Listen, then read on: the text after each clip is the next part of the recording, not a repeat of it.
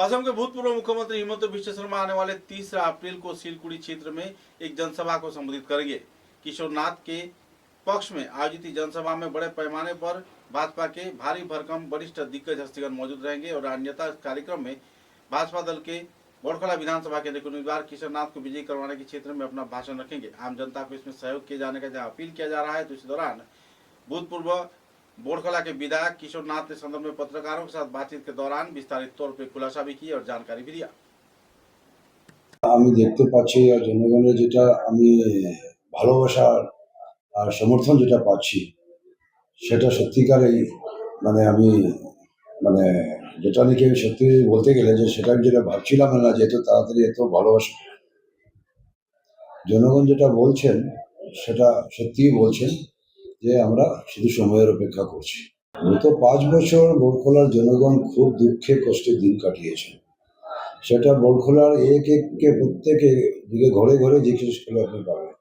এটাই বলছি, গত 5 বছর বিধায়ক না থাকার জন্য বড়খলাকে আমি যতটুকু এগিয়ে নিয়ে গেছিলাম বিধায়ক থাকার সময়, আর গত 5 বছরে সেটাকে আবার এটা 10 বছর পিছিয়ে নিয়ে গেছে। রাস্তাঘাট যা ছিল আমার সময় যেগুলো বানিয়েছিলাম সবগুলা ভেঙে টেঙে একাকার হয়েছে। কোনো রিপেয়ারিং নেই, মেনটেনেন্স নেই, কোনো নতুন কাজ নেই, কিছু নেই। তো 5 বছর একদম অভিভাবকহীনই ছিল, কোনো গার্জেন ছিল না বলতে। তো এইবার জনগণের আশীর্বাদে আমি এবার আসবো, এটা আশা রাখছি জনগণের আশায়, জনগণের আশীর্বাদে। আর এইবার আসার পর বড়খলাকে আমি এইভাবে কাজ করবো বড়খলা জনগণের জন্য যে গত 10 বছরে যা পিছনে গেছিল এই 5 বছরে আমি সেই 10 বছরকে মেকআপ করে আমি এগিয়ে নিয়ে যাব।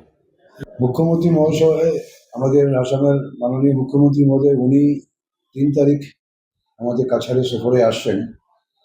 ওখানে এসে আমার সমষ্টি 117 বড়খলাতে ওনার একটা সভা রয়েছে। নির্দল প্রার্থী যে উনি আছে, উনি শুনতে পাচ্ছি কাগজ কলমে একজন নির্দল প্রার্থী আছে, মাঠে সেরকম নির্দল প্রার্থী বলে কেউ নেই। আর ওনাকে কে ভোট দেবে? ওনাকে দল ওনাকে টিকিট দিয়েছিল 2021 সালে, যখন আমি বিধায়ক ছিলাম, সিটিং এমএলএ ছিলাম, জনগণের পাশে ছিলাম, জনগণের জন্য কাজ করেছি, বড়খলার জন্য উন্নয়নমূলক কাজ করেছি, যেগুলা কাজ আজ পর্যন্ত জনগণ বলছে। 2021-এ আমি সিটিং এমএলএ হয়ে আমি মেনে নিয়েছি। আমি তো দলের জন্য কাজ করে গেছি, আমি তো ইন্ডিপেন্ডেন্ট খেলিনি।